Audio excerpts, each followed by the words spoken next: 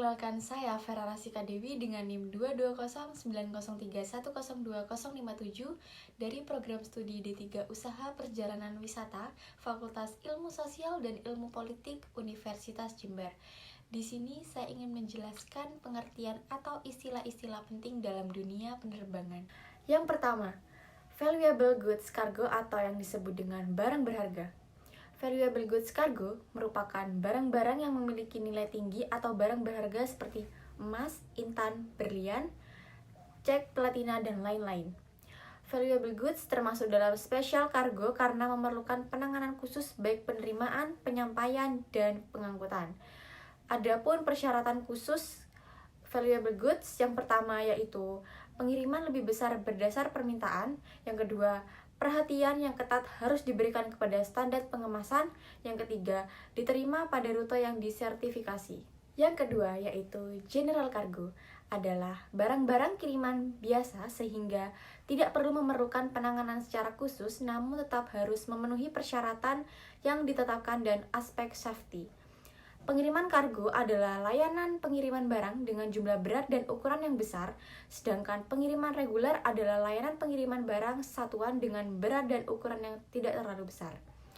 Untuk barang-barang general cargo, yang pertama yaitu spare part otomotif, yang kedua alat tulis kerja, yang ketiga furnitur rumah tangga, yang keempat barang elektronik, yang kelima pakaian tekstil, dan yang terakhir yaitu alat-alat olahraga. Yang ketiga yaitu live animal in cargo, merupakan hewan-hewan yang dikirim melalui pesawat udara. Tata cara pengiriman hewan lewat udara yaitu yang pertama, mendatangi dinas peternakan setempat. Nantinya kita akan disuruh mengisi formulir yang sudah tersedia, seperti jenis hewan dan jumlah hewan yang akan dikirim. Dilanjutkan ke bagian karantina hewan di bandara setempat.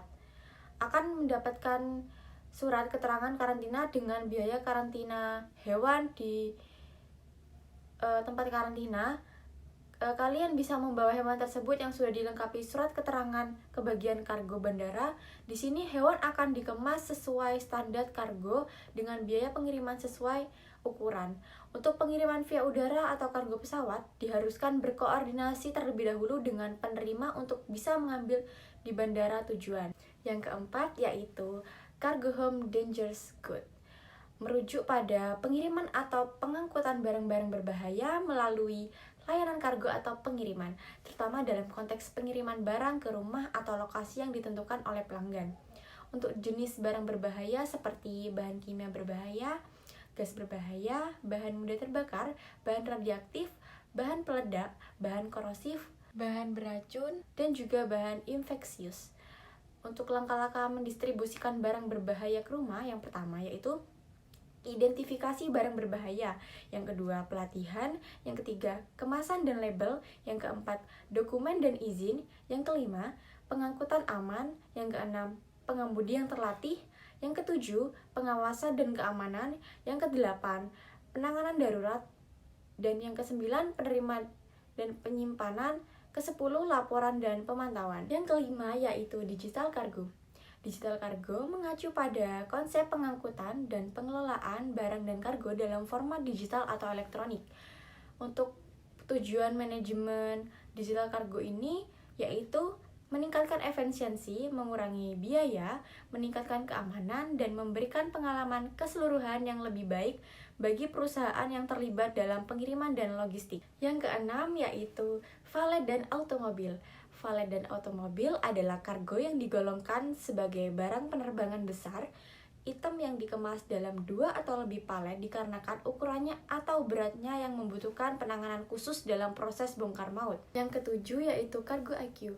Cargo IQ merupakan sebuah asosiasi industri global yang berfokus pada pemantauan, analisis, dan peningkatan layanan pengiriman kargo udara.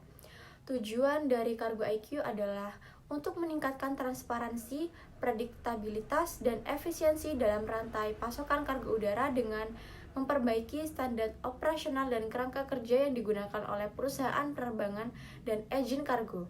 Mereka bekerja untuk memastikan bahwa pengiriman kargo udara dilakukan dengan lebih baik, lebih akurat, dan lebih terukur melalui standar dan praktik terbaik yang didefinisikan oleh anggota asosiasi ini. Yang kedelapan yaitu perishables.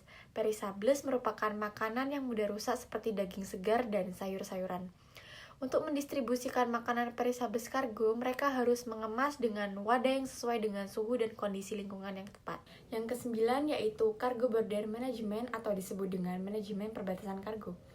Manajemen perbatasan kargo mengacu pada proses dan sistem yang diterapkan untuk mengelola dan mengendalikan pergerakan barang melintasi perbatasan internasional. Hal ini melibatkan penerapan kebijakan, prosedur, dan teknologi untuk memastikan arus kargo yang efisien dan aman sambil mematuhi peraturan bea cukai dan undang-undang perdagangan. Yang ke-10 yaitu Pharma dan Healthcare.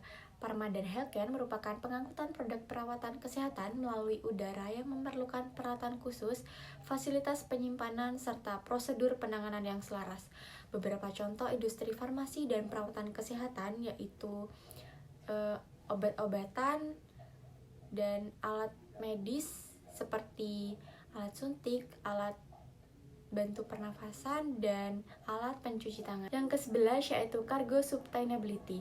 Cargo Sustainability merupakan praktek mengelola operasi kargo dengan cara meminimalkan dampak lingkungan negatif, memastikan kelangsungan ekonomi, dan mempromosikan tanggung jawab sosial.